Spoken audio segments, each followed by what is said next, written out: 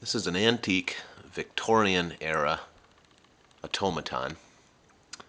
The birds were paper mache. The material which makes up the covering for the floor is leather with I don't know what sort of coating that is on top of the leather to give it the color. I don't know if it's paint or dye, but that's all original. I fully restored this, but I was very careful to not take away anything that I did not have to keep this as original as possible.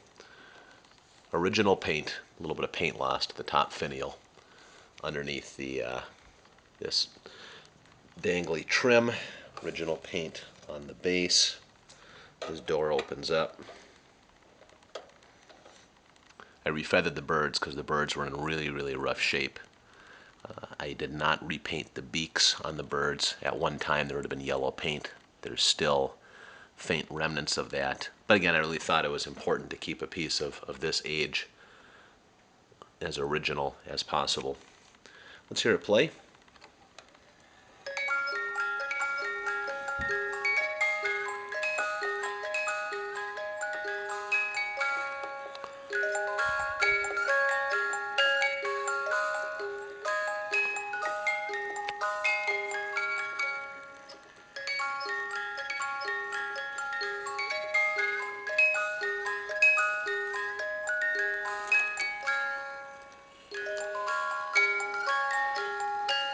The tree is also, it's like formed lead with paper mache, and then all of the metal wires that operate the automata are inside.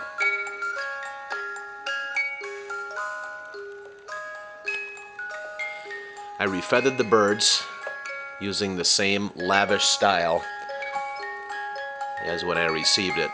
Very flamboyant, lots of colors, big plume, large bird barely fitting into the cage. That's how the original was done, and so I kept it like that. And then you could hang it if you wish.